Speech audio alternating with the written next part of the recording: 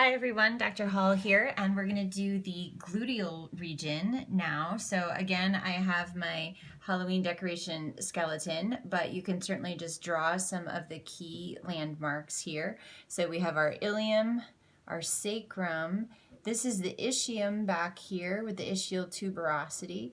Remember our obturator foramen, right? That kind of bony donut in the pelvis. And then of course we have the femur with the greater trochanter and the lesser trochanter. So the first muscle that I'm going to put in is this little teeny muscle called the obturator internus.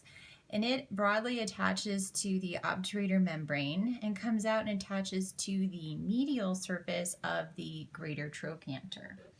That muscle is sandwiched between two muscles that I like to call the Gemelli Brothers. We have the superior gemellus, also attaching from the ischial tuberosity to the medial line of the greater trochanter. I'm going to move that up a little bit here. And the inferior gemellus. So we have superior gemellus and inferior gemellus, the Gemelli Brothers, and they are obnoxiously interrupted by the obturator internus. That's how I remember these muscles. We have a fourth muscle of these little teeny muscles that work to externally rotate the thigh, right? If they shorten, they're going to externally rotate the thigh.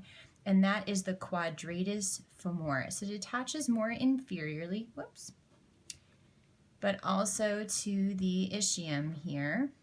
And it's named because it has kind of a quadrangular or rectangular shape and attaches to the femur. So we have superior gemellus, obturator internus, inferior gemellus, and quadratus femoris. The next structure I'm going to introduce is the sciatic nerve, which is going to be coming out across these muscles here. Another muscle that is an additional external rotator of the hip joint is the piriformis muscle, which is kind of this larger wedge-shaped muscle. I'm stabilizing it with a pillar of Play-Doh here because it attaches to the anterior surface of the sacrum and then out onto the greater trochanter. And this is a really important landmark because you can see that the sciatic nerve comes out from deep to the piriformis muscle. I remember that because I think of it as the sciatic is peering out from underneath the piriformis muscle. So these are our external rotators of the thigh. And so now we're going to go into the gluteal muscles.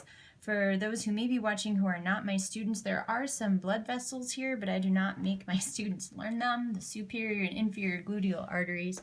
So we're just going to move past those. So first I'm going to do the gluteus minimus. The gluteus minimus is this tiniest muscle attaching again to the greater trochanter and onto this broad part of the ilium. It is deep to the gluteus medius, which attaches similarly, but has a broader attachment higher up, more superior on the ilium. So when we're doing a dissection, actually you cannot see the gluteus minimus because of the gluteus medius. And in fact, it's difficult to separate those two muscle bellies from each other. So we have two of our gluteal muscles, and let's just give some fiber direction here. Whoops, causing a minor avalanche. Right, so the fiber direction is this way. And now I'm going to add the gluteus maximus muscle. So this has a very broad attachment along the posterior ilium and the sacrum and some of the ligaments there. And then it attaches laterally to the iliotibial tract, which is a broad band of dense connective tissue that is going to travel down the lateral thigh. So the gluteus maximus, of course, is our most powerful extender of the hip. If these fibers shorten, it's going to pull the hip back this way, which is very important because that phase of hip extension is the weight-bearing phase of ambulation or walking. So we need a very powerful muscle for that. So let's review by dissecting away the layers. We have our gluteus maximus fiber direction here attached to the iliotibial tract. Deep to that, we are going to see the gluteus medius and the piriformis muscle with the sciatic nerve peering out from underneath the piriformis muscle. Deep to the gluteus medius, we have the gluteus minimus. And if we move these out of the way, we can see those external rotators of the thigh, the Gemelli Brothers, superior gemellus, inferior gemellus, with the obturator internus obnoxiously interrupting them, and the quadratus femoris. So there is our gluteal region.